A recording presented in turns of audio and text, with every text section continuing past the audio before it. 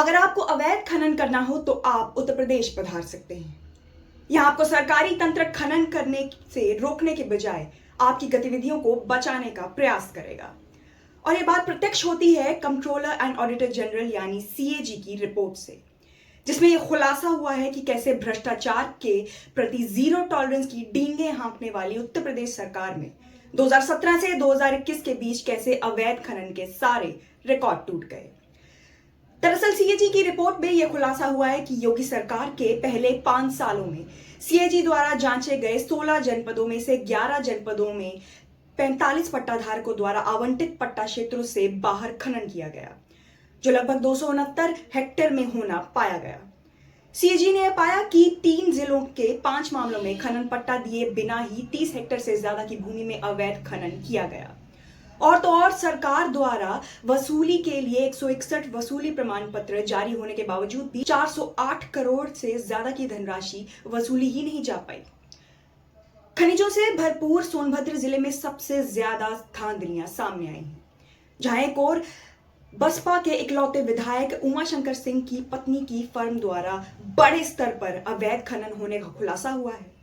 वहीं सोनभद्र खनन कार्यालय ने 6 वसूली पत्र ये कहकर वापस कर दिए कि उन्हें पट्टाधारकों के पिता का नाम और उनका पता ही नहीं मिल पा रहा है। और तो और कुछ मामलों में तो जिला खनन कार्यालय द्वारा ये तक कहा गया कि पट्टाधारी के पास संपत्ति ही नहीं है। जी हाँ, ये वो पट्टाधारक हैं जो खनन करने वाले लोग हैं, जिनकी गिनती आमतौर पर जिले के करोड़पतियों में होती है। इसके आगे सीएजी ने यह भी पाया कि 16 जिला खनिज कार्यालयों में 217 पट्टों की पत्रावलियों की जांच में 14 जिला खनन कार्यालयों द्वारा लीज डीड के निष्पादन से पहले 54 पट्टाधारकों से लगभग 3.25 करोड़ रुपए के वित्तीय आश्वासन की राशि ली ही नहीं गई थी। वहीं प्रयागराज जिले में 11 पट्टाधारकों ने 43 लाख के सापेक्ष केवल 23 लाख रुपए ही जमा किए। इस प्रकार जांचे गए 16 जिलों में लगभग 4 करोड़ रुपए से ज्यादा का वित्तीय आश्वासन जमा ही नहीं किया गया। इन 16 जनपदों में 3 में ऐसे 5 मामले सामने आए जिनमें खनन पट्टा दिए बिना ही 30 हेक्टेयर से ज्यादा की भूमि में अवैध खनन किया गया। सीएजी ने यह भी पाया कि सरकार द्वारा 83,000 से ज्यादा गैर कानूनी ट्रांजिट पास जारी किए गए, जिनमें फर्जी वाहन पंजीकरण और अयोग्य वाहनों जैसे कि एम्बुलेंस और शव वाहन का उपयोग खनिज परिवहन के लिए किया जाना पाया गया, जिससे राजस्व को 6.25 करोड़ से ज्यादा की राशि का नुकसान हुआ। सीएजी ने यह पाया कि ये वाहन जो खनिजों के लिए उपयुक्त ही नहीं थे, उन्हें दिन में कई बार खनिजों का परिवहन करने के लिए इस्तेमाल किया गया, जैसे कि तिपहिया वाहन 47 बार और मोटर कार 122 बार। सीएजी ने अपनी रिपोर्ट में बड़े खुलासे करते हुए ये कहा है कि sustainable sand mining management guidelines यानी एसएसएमएम 2016 का उल्लंघन करते हुए पुलों के पास खनन पट्टे दिए गए।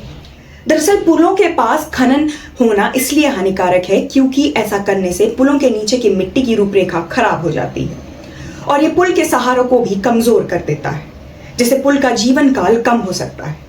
सीएजी रिपोर्ट में यह कहा गया है कि जहां एसएसएमएम गाइडलाइंस 2016 के अंतर्गत पुलों के पास खनन प्रतिबंधित है, वहीं ऑडिट के दौरान यह पाया गया कि कम से कम 4 जगहों पर खनन पट्टे पुलों के पास दिए गए, जिससे पर्यावरण को खतरा पैदा होता है।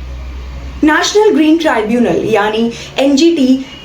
ने बार बार प्रदेश सरकारों को एसएसएमएम गाइडलाइंस 2016 का सख्ती से पालन करने के निर्देश दिए हैं, लेकिन सीएजी ने पाया कि बांदा, चित्रकूट और कानपुर देहात में 4 जगहों पर खनन पट्टे पुलों के पास आवंटित किए गए, यानी क्षेत्रीय पर्यावरण को नुकसान पहुंचाने का सीधा आमंत्रण दिया गया। सीएजी ने यूपी में होने वाले खनन की जांच के लिए गूगल अर्थ का सहारा लिया और पाया कि कई जगह खनिजों का खनन पट्टा क्षेत्रों से बाहर किया गया और बिना पट्टे दिए गए भी किया गया।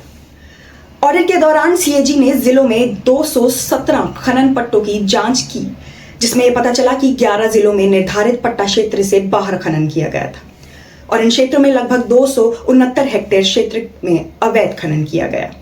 इन जिलों में बुंदेलखंड के बांदा, चित्रकूट और हमीरपुर के साथ ही पश्चिमी यूपी के गौतम बुद्ध नगर, सहारनपुर शामिल हैं। वहीं फतेहपुर, कानपुर देहात, कौशाम्बी, प्रयागराज, सिद्धार्थनगर और सोनभद्र में जमकर अवैध खनन किया गया।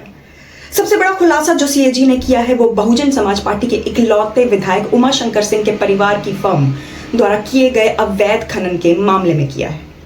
दरअसल सीएजी ने यह पाया कि रसड़ा विधायक उमाशंकर सिंह की पत्नी पुष्पा सिंह की कंपनी छात्र शक्ति इंफ्रास्ट्रक्चर लिमिटेड ने नीलामी में 3,000 रुपए प्रति घन मीटर की दर से पत्थर के खनन का पट्टा हासिल किया था और यहाँ रॉयल्टी दर 160 रुपए थी। फर्म ने 33,603 घन मीटर गिट्टी का अवैध खनन किया, जिसके बदले में उससे जुर्माना राशि बेहद कम वसूली गई, जिससे सरकार को 57 करोड़ 25 लाख से अधिक की चपत लगी। जी हाँ, ऑडिट में यह खुलासा हुआ है कि जहां नियमों के मुताबिक प्रशासन को पुष्पा सिंह की फर्म से 60 करोड़ 48 लाख से ज्यादा की रकम वसूलनी थी, वहीं सोनभद्र प्रशासन ने विधायक के परिवार के प्रति कुछ ऐसी दरियादिली दिखाई कि छात्र शक्ति इंफ्रा कंस्ट्रक्शन लिमिटेड को मात्र 3 करोड़ 22 लाख रुपए ही देने पड़े, यानी फर्म को सीधे तौर पर 57 करोड़ 25 लाख से ज्यादा की धनराशि का फायदा और राज्य सरकार को उतने ही रुपए का नुकसान हुआ। जहां अधिकारियों को अवैध खनन करने के लिए छात्र शक्ति इंफ्रास्ट्रक्चर फर्म से नीलामी दर पर जुर्माना लगाना था, वहीं जुर्माना रॉयल्टी दर पर लगाया गया। खेल ये हुआ कि जहां नीलामी दर 3,000 रुपए थी, वहीं रॉयल्टी दर महज 160 रुपए थी।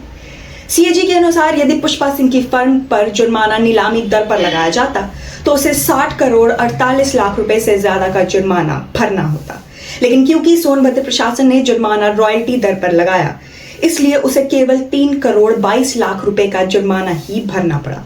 और मामला सुलझ गया, यानी सीधे तौर पर 57 करोड़ 25 लाख से अधिक का जुर्माना भरने से छात्र शक्ति इंफ्रा कंस्ट्रक्शन लिमिटेड को बचा लिया गया और सरकार को 57 करोड़ 25 लाख से अधिक की ही चपत लगी। हालांकि सीएजी ने ऐसे ही 3 और प्रकरणों का खुलासा अपनी रिपोर्ट में करते हुए कहा है कि जहां इन चारों प्रकरणों से 203 करोड़ रुपए से ज्यादा का जुर्माना सरकार को वसूलना था, वहीं अधिकारियों ने खेल करके इन 4 पट्टाधारकों से केवल लगभग 14 करोड़ रुपए का ही जुर्माना वसूल किया। आखिर ये सारा खेल किसके इशारे पर किया गया? इस बात पर फिलहाल पूरा सरकारी अमला चुप्पी साधे हुए है। सिलबट्टा पर जब हमने विधायक उमाशंकर सिंह से इस बारे में बात करने का प्रयास किया तो उनके पीएसओ ने यह कहा कि विधायक बीमार हैं और बात नहीं कर सकते। बहरहाल सीएजी ने इस अवैध खनन की पोल खोलते हुए सरकार से अनुशंसा की है कि वो रिमोट सेंसिंग की मदद से खनन की निगरानी प्रक्रिया को मजबूत करे और राजस्व को होने वाले नुकसान के लिए संबंधित अधिकारियों की जिम्मेदारी तय करे। लेकिन देखना यह है कि इतने बड़े घोटाले के सामने आने के बाद भी मौनी बाबा बनी सरकार कुछ करती भी है या मौन व्रत धारण कर बैठी रहती है। इसके आगे सीएजी ने यह खुलासा किया कि ईंट भट्टों की स्थापना के दौरान अधिकारियों द्वारा ईंट भट्टों, आवासीय क्षेत्र, स्कूल, कॉलेज के साथ इको सेंसिटिव जोन और ऐतिहासिक स्मारकों से दूरी से संबंधित निर्धारित मानदंडों का पालन नहीं किया गया। सीएजी ने सरकार से अनुशंसा की है कि ऐसे सभी ईंट भट्टे जो मानकों का उल्लंघन करके स्थापित किए गए हैं, उन्हें बंद कर दिया जाए। सीएजी ने तो अनुशंसा कर अपना काम कर दिया है, लेकिन अब देखना यह है कि मौन धारण किए हुए मौनी बाबा सरकार प्रदेश में निरंकुश रूप से होने वाले अवैध खनन पर कोई कार्रवाई करती भी है या फिर मौन व्रत जारी रखे हुए मामले के ठंडा होने का इंतजार करती है। आखिर बात खनन की है और इसमें कई ऐसी मकड़ियां शामिल होती हैं जिनका मकर जाल सरकार में बड़े अंदर तक फैला होता है और जो किसी भी सरकार में बेरोक टोक खनन करते हुए पर्यावरण को नुकसान पहुंचाती रहती है।